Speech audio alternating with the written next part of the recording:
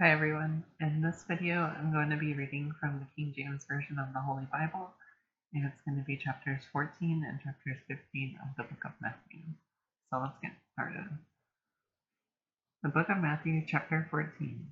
At that time, Herod the Tetrarch heard of the fame of Jesus, and said unto his servants, This is John the Baptist. He is risen from the dead, and therefore mighty works do shew forth themselves in him. For Herod had laid hold on John, and bound him, and put him in prison for Herodias' sake, his brother Philip's wife. For John said unto him, It is not lawful for thee to have her. And when he would have put him to death, he feared the multitude, because they counted him as a prophet. He didn't want an uprising. But when Herod's birthday was kept, the daughter of Herodias danced before them, and pleased Herod. Whereupon he promised with an oath to give her whatsoever she would ask. And she, being before instructed of her mother, said, Give me here John Baptist's head in a charger. And the king was sorry, nevertheless, for the oath's sake, and them that sat with him at meat, he commanded it to be given her. And he sent and beheaded John in the prison. And his head was brought in a charger, and given to the damsel, and she brought it to her mother. And his disciples came and took up the body and buried it, and went and told Jesus. When Jesus heard of it, he departed thence by ship into a desert place apart. And when the people had heard thereof, they followed him on foot out of the cities. And Jesus went forth and saw a great multitude, and was moved with compassion toward them, and he healed their sick. And when it was evening, his disciples came to him, saying, This is a desert place, and the time is now past. Send the multitude away, they may go into the villages, and buy themselves victuals. But Jesus said unto them, They need not depart, give ye them to eat. So the first part of this chapter was explaining how John the Baptist got murdered, and what Jesus did in the result. And this is about the coming miracle that Jesus is going to perform. And they say unto him, We have here but 5 loaves and 2 fishes. He said, Bring them hither to me. And he commanded the multitude to sit down on the grass, and took the 5 loaves and the 2 fishes, and looking up to heaven, he blessed, and brake, and gave the loaves to his disciples, and the disciples to the multitude. And they did all eat, and were filled. And they took up the fragments that remained 12 baskets full. And they had eaten, and they that had eaten were about 5,000 men, besides women and children. So he fed over 5,000 people, with how many loaves of bread? Let's see, I think it was 5, yep. 5 loaves of bread and 2 fishes. So how did he do that? Well, if you read the Old Testament, you'll see that there is both good and bad magic. And all of the magic books were destroyed, or were supposed to be destroyed. And so God holds these magic books, and he knows how to use these magic powers, right? And he uses them for good. So when he performs this miracle by duplicating bread and fish, he's performing a miracle, and then we call it miraculous, because even though it was good magic that was used to do that, it was a miraculous event, because anything that is magic here on Earth is pretty bad. So usually when people think of magic, it's a bad thing, and I did a video on this. But when God uses it for good reasons, I call it miraculous, and so do people who are religious, or God and his angels themselves. So to get back to the chapter, and straightway Jesus constrained his disciples to get into a ship, and to go before him unto the other side, while he sent the multitudes away. And when he had sent the multitudes away, he went up into a mountain apart to pray.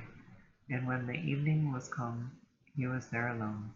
But the ship was now in the midst of the sea, tossed with waves, for the wind was contrary. And in the 4th watch of the night, Jesus went unto them walking on the sea. So Jesus is defying physics, right? He's walking on the sea. How do you walk on water?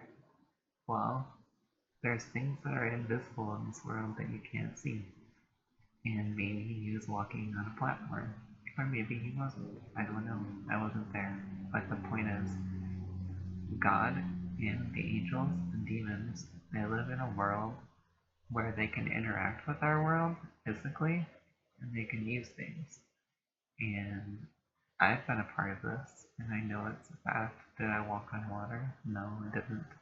But I've done other things that I'm not able to do, because when God takes over my body, he can do whatever he wants with it. So maybe someday I will walk on water. I have no idea. But Jesus walked on the water, so this is another miraculous event, right? Somehow he's using some kind of power. It's God, and it's God working through Jesus. So this is another miraculous event because there's good magic being used here. There's God working through Jesus. And when the disciples saw him walking on the sea, they were troubled, saying, "It is a spirit," and they cried out in fear. But straightway Jesus spake unto them, saying, "Be of good cheer, it is I, be not afraid." And Peter answered him and said, "Lord, if it be thou, bid me come unto thee on the water." And he said, "Come." And when Peter was come down out of the ship, he walked on the water to go to Jesus. But when he saw the wind boisterous, he was afraid, and beginning to sink, he cried, saying, "Lord, save me." And immediately Jesus stretched forth his hand, and caught him, and said unto him, "O thou of little faith, wherefore didst thou doubt?" And when they were come into the ship, the wind ceased. Then they that were in the ship came and worshipped him, saying, "Of a truth thou art the Son of God." And when they were gone over, they came into the land of Gennesaret.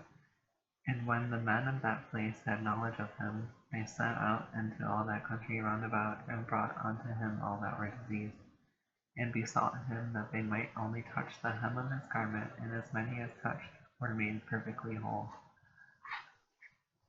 So Jesus did 3 different miraculous things. So he fed over 5,000 people with 5 loaves of bread and 2 fish.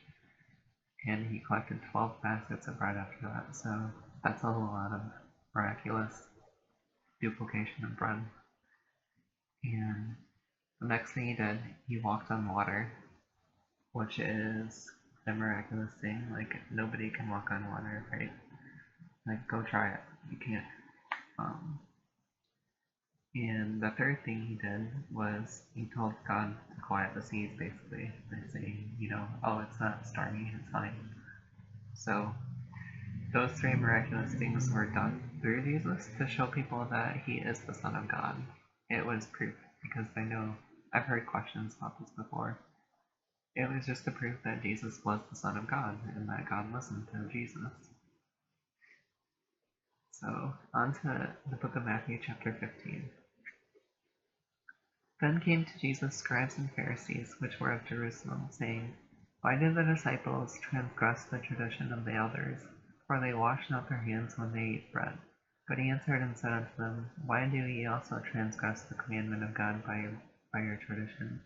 For God commanded, saying, Honor thy father and mother, and he that curseth father or mother, let him die the death. But ye say, Whosoever shall say to his father or his mother, It is a gift by whatsoever thou mightest be profited by me, and honor not his father or his mother, he shall be free. Thus have ye made the commandment of God of none effect by your tradition. Ye hypocrites, well did Isaiah prophesy of you, saying, This people draweth nigh unto me with their mouth, and honoureth me with their lips, but their heart is far from me. But in vain they do worship me, teaching for doctrines the commandments of men." So Jesus is being scorned by some Pharisees because he's not washing his hands before he eats. But what he's getting at is he's saying inside these people are very dirty and gross, but on the outside they wash their hands and they're clean. And he called the multitude and said unto them, Hear and understand. Not that which goeth into the mouth defileth a man, but that which cometh out of the mouth, this defileth a man. Then came his disciples and said unto him, Knowest thou that the Pharisees were offended after they heard this saying? But he answered and said, Every plant which my heavenly Father hath not planted shall be rooted up. Let them alone, they be blind leaders of the blind, and if the blind lead the blind, both shall fall into the ditch. So Jesus' strategy is live and let live, right? He's saying the Pharisees are wrong, they're not good people, and they're going to be taken, and he doesn't have to do anything about it. Like, God knows who these people are. Just ignore them and go on with your life. Then answered Peter and said unto him, Declare unto us this parable. And Jesus said, Are ye also yet without understanding? Do not ye yet understand that whatsoever entereth at the mouth goeth into the belly, and is cast out into the jaw? But those things which proceed out of the mouth come forth from the heart, and they defile the man. For out of the heart proceed evil thoughts, murders, adulteries, fornications, thefts, false witness, blasphemies. These are the things which defile a man, but to eat with unwashing hands defiles not a man. So be worried about what you think, what you do, what you say. Those are the things that count. And those are the things that will make you an unclean spirit and an unclean person if you're doing the wrong things. Then Jesus went thence, and departed into the coast of Tyre and Sidon. And behold, a woman of Canaan came out of the same coast, and cried unto him, saying, Have mercy on me, O Lord, thou son of David, my daughter is grievously vexed with the devil. But he answered her not a word. And his disciples came and besought him, saying, Send her away, for she crieth after us. But he answered and said, I am not sent but unto the lost sheep of the house of Israel. Then came she and worshipped him, saying, Lord, help me. But he answered and said, It is not meet to take the children's bread and to cast it to dogs. And she said, Truth, Lord, yet the dogs eat of the crumbs which fall from their master's table. Then Jesus answered and said unto her, O woman, great is thy faith. Be it unto thee even as thou wilt. And her daughter was made whole from that very hour. And Jesus departed from thence, and came nigh unto the sea of Galilee, and went up into a mountain, and sat down there. And great multitudes came unto him, having with them those that were lame, blind, dumb, maimed, and many others, and cast them down at Jesus' feet, and he healed them. Insomuch that the multitude wondered when they saw the dumb to speak, the maimed to be whole, the lame to walk, and the blind to see. And they glorified the God of Israel. Then Jesus called his disciples unto him, and said, I have compassion on the multitude, because they continue with me now 3 days, and have nothing to eat. And I will not send them away fasting, lest they faint in the way.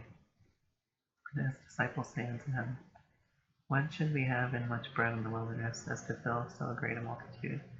And Jesus saith unto them, How many loaves have ye? And they said, 7, and a few little fishes. And he commanded the multitude to sit down on the ground. And he took the 7 loaves and the fishes, and gave thanks, and brake them, and gave to his disciples, and the disciples to the multitude. And they did all eat, and all were filled. And they took up of the broken meat that was left 7 baskets full. And they that did eat were 4,000 men, beside women and children. And he sent away the multitude, and took ship, and came into the coast of Magdala. So once again, Jesus did a miracle, right? He duplicated bread. Don't ask me how it's done. Only God knows. So he created more out of what he had. And I can't do that. You can't do that. I don't think anybody on earth knows how to do that. But God knows how to do that. And he did it through Jesus. So, and Jesus did all these things because 1, he wanted to help people, and 2, he did it to prove that God is real and that he is the Son of God. So that concludes chapter 15. If you have any reactions, or if you want to comment on anything, or if you have more questions, feel free to leave them below. Otherwise, I'm just going to keep reading this Bible and translating it for you. The Gospel is really interesting to me, and I like the Old Testament a lot too. So just stay tuned for future videos, and I thank you for watching. Bye.